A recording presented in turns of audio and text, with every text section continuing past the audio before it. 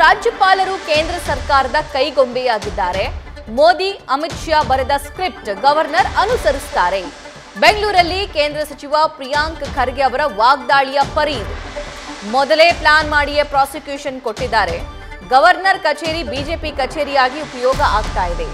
ರಾಜಕೀಯ ಮತ್ತು ಕಾನೂನಾತ್ಮಕವಾಗಿ ಹೋರಾಟ ಮಾಡ್ತೀವಿ. ಬೆಂಗಳೂರಲ್ಲಿ ಕೇಂದ್ರದ ವಿರುದ್ಧ ಪ್ರಿಯಾಂಕ್ ಖರ್ಗೆ ವಾಗ್ದಾಳಿ ನಡೆಸಿದ್ದಾರೆ.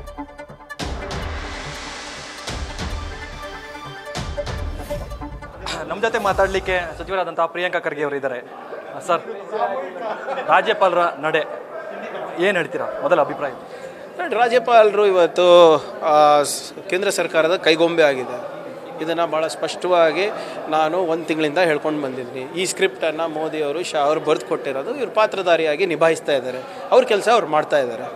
ಬಟ್ ನಿಮ್ಮ ಪ್ರಕಾರ ರಾಜ್ಯಪಾಲರು ಈ ದೂರು ಬಂದಾಗ, ಖಾಸಗಿ ವ್ಯಕ್ತಿ ಒಬ್ಬ ದೂರು ಕೊಟ್ಟಾಗ ರಾಜ್ಯಪಾಲರು ಏನು ಮಾಡಬೇಕಿತ್ತು ಅಂತ ಹೇಳ್ತಾ ಇದ್ದೀರಾ? ನೋಡಿ, ಜುಲೈ 5 ಒಂದು ದೂರು ಬಂತು, ಕರೆಕ್ಟಾ? ಅವರು ರಾಜ್ಯಪಾಲರು ನಮ್ಗೆ ಕಳಿಸ್ಕೊಟ್ರು ಸರ್ಕಾರಕ್ಕೆ ಇದೇನು ನಡೀತಾ ಇದೆ ಅಂತ. ಜುಲೈ 15 ಒಂದು ದೂರು ಬಂತು, ಇದು ಏನು ನಡೀತಾ ಇದೆ, ಏನು ನಡೀತಾ ಇದೆ, ದಯವಿಟ್ಟು ಒಂದು ವರದಿ ಕೊಡಿ ಅಂತ ಹೇಳಿದ್ರು. ಜುಲೈ 26ಕ್ಕೆ ಮತ್ತೊಂದು ದೂರು ಬರುತ್ತೆ, TJ ಇಬ್ರಾಹಿಂ ಅವ್ರ ದೂರು ಬರುತ್ತೆ. ಅದೇ ಜುಲೈ 26ಕ್ಕೆ ಜುಲೈ 15ನೇ ತಾರೀಕು ಏನು ವರದಿ ಕೇಳಿದ್ರು ಚೀಫ್ ಸೆಕ್ರೆಟರಿ ಹೋಗಿ ಕೊಡ್ತಾರೆ. 1 ತಾಸು ಕೂತ್ಕೊಂಡು ಅವ್ರ ಜೊತೆ ಚರ್ಚೆ ಮಾಡ್ತಾರೆ. ಆದರೆ ಶೋಕಾಸ್ ನೋಟಿಸ್ನಲ್ಲಿ ಏನು ಬರುತ್ತೆ, TJ ಇಬ್ರಾಹಿಮಿನ ದೂರ ಮೇರೆಗೆ 10 ತಾಸಿನಲ್ಲಿ ಡಿಸೈಡ್ ಆಗಿಬಿಟ್ಟಿದ್ಯಾ? ನಾವು ಕೊಟ್ಟಿರೋ ವರದಿ ಒಂದು ಪುಟನೂ ಹಿಂಗೆ ಚೇಂಜ್ ಮಾಡಿಲ್ಲ, ಏನು ಹಿಂಗೆ ಚೇಂಜ್ ಮಾಡಿ ನೋಡಿ ಬದಲಾಯಿಸಿ ಏನಿದೆ ಏನಿಲ್ಲ ಅಂತ ನೋಡಿದಾರಾ? ಅದಾದಮೇಲೆ ಮತ್ತೊಮ್ಮೆ ನಾವು ಹೋಗಿ ಲೀಗಲಿಗೆ ಎಕ್ಸ್ಪ್ಲೇನ್ ಮಾಡಿ ಬಂದಿದ್ದೀವಿ. ಸೊ ಇದು ಇಟ್ಸ್ ಆಲ್ರೆಡಿ ಪ್ರೀಮೆಡಿಟೇಟೆಡ್. ಇದೆಲ್ಲನೂ ಕೂಡ ಆಗಲೇ ಫಿಕ್ಸ್ ಮಾಡಲಿಕ್ಕೆ ಅಂದ್ಬಿಟ್ಟೆ ಇವರು ಶೋಕಾಸ್ ನೋಟಿಸ್ ಕೊಟ್ಟಿರೋದು. ನಮಗೇನು ಆಶ್ಚರ್ಯ ಇಲ್ಲ ಇವರು ಇವತ್ತು ಪ್ರಾಸಿಕ್ಯೂಷನ್ ಪರ್ಮಿಷನ್ ಕೊಟ್ಟಿರೋದು. ಸೊ ನೆಕ್ಸ್ಟ್ ಕಾನೂನು ನಡೆ ಅಂದರೆ ಸರ್ಕಾರ ಏನು ನಿರ್ಧಾರ ತೆಗೆದುಕೊಳ್ಳುತ್ತೆ ಸಿದ್ದರಾಮಯ್ಯವರ ಜೊತೆಗೆ ನಿಂತು? ನೋಡಿ ಸಿದ್ದರಾಮಯ್ಯ ಅವರು ವೈಯಕ್ತಿಕವಾಗಿ ಏನು ಮಾಡ್ತಾರೆ ಅದೊಂದು ಕಾನೂನು ಹೋರಾಟ ಮಾಡೇ ಮಾಡ್ತಾರೆ.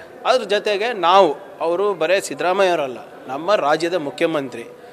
ಆಮೇಲೆ ಇದು ಸರ್ಕಾರ ಬಂದಿರೋದು ಹೇಗೆ? ಇದು ಕನ್ನಡಿಗರ ಆಶೀರ್ವಾದ ಮೇಲೆ ಬಂದಿರೋದು. 136 ಜನ ಎಲೆಕ್ಟ್ ಆಗಿ ಬಂದಿದ್ದೀವಿ.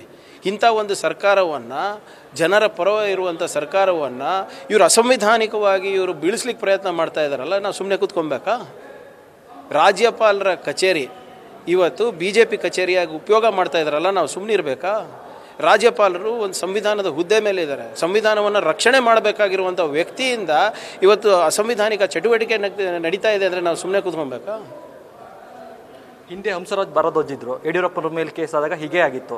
ಆವಾಗ ಕಾಂಗ್ರೆಸ್ ಅವರು ಯಾವ ರೀತಿ ನಡೆ ಅನುಭವಿಸಿದ್ರು ಅಂತ, ಅಂದರೆ ಅನುಸರಿಸಿದ್ರು ಅಂತ? ನೋಡಿ, ಯಡಿಯೂರಪ್ಪ ಅವ್ರ ವಿಚಾರದಲ್ಲಿ ತನಿಖಾ ಸಂಸ್ಥೆಯವರು ಪರ್ಮಿಷನ್ ಕೇಳಿದರು ಪ್ರಾಸಿಕ್ಯೂಷನಿಗೆ, ಕರೆಕ್ಟಾ? ಇಲ್ಲಿ ಯಾರು ಕೇಳಿದ್ದಾರೆ ಹೇಳಿ? ಯಾವ ತನಿಖೆ ನಡೆದಿದೆ, ಯಾವ ತನಿಖೆ ಸಂಸ್ಥೆ ಪ್ರಾಸಿಕ್ಯೂಷನಿಗೆ ಪರ್ಮಿಷನ್ ಕೇಳಿದೆ, ಅದೆಲ್ಲಿದೆ ಹೇಳಿಬಿಡಲಿ. ಯಡಿಯೂರಪ್ಪ ಅವ್ರ ಕೇಸು ಈ ಕೇಸು ಬೇರೆ. ಅಲ್ಲಿ it was proved and they sought permission for prosecution. ಈಗ ಇವ್ರಿಗೆ ಇಷ್ಟೇ ಕಾನೂನು ಸಂವಿಧಾನದ ಬಗ್ಗೆ ಅಷ್ಟೇ ಕಾಳಜಿ ಇದ್ದರೆ BJPಯವರಿಗೆ, ಫಸ್ಟು ಹೋಗಿ ರಾಜ್ಯಪಾಲರ ಕೈಕಾಲು ಬಿದ್ದು ನಿರಾಣಿಯವ್ರ ಮೇಲೆ, ಜೊಲ್ಲೆಯವ್ರ ಮೇಲೆ, ನಿಮ್ಮ ಕುಮಾರಸ್ವಾಮಿ ಅವ್ರ ಮೇಲೆ, ಇವ್ರದ್ದೆಲ್ಲದ ಮೇಲೆ, ಜನಾರ್ದನ್ ರೆಡ್ಡಿ ಅವ್ರ ಮೇಲೆ ಏನು ಪರ್ಮಿಷನ್ ಫಾರ್ ಪ್ರಾಸಿಕ್ಯೂಷನು ಅವ್ರ ಟೇಬಲ್ ಮೇಲೆ ಬಿದ್ದಿದೆ, ರಾಜ್ಯಪಾಲರ ಟೇಬಲ್ ಮೇಲೆ ಬಿದ್ದಿದೆ. ಫಸ್ಟ್ ಅದು ಸೈನ್ ಮಾಡಿಸ್ಕೊಂಡು ಬರೋಕ್ಕೆ ಹೇಳಿ. ಯಾರು ಕೇಳಿರೋದು? ಲೋಕಾಯುಕ್ತ ಕೇಳಿರೋದು, ತನಿಖಾ ಸಂಸ್ಥೆಗಳು ಕೇಳಿರೋದು. ಇಲ್ಲಿ ಯಾರು ಕೇಳಿದ್ದಾರೆ? ಯಾರೂ ಕೇಳಿಲ್ಲ ಅಲ್ಲ ಸ್ವಾಮಿ. ಮತ್ತು ಇದಕ್ಕೆ ಜನಾಂದೋಲನ ಮಾಡಬಾರ್ದಾ? ಮಾಡಲೇಬೇಕಾಗ್ತದೆ. ನಾವು ಮುಂದಿನ ಹೋರಾಟ ನಾವು ಹೇಳಿದ್ದೀವಲ್ಲ, legally also we will take it up, politically also we will take it up.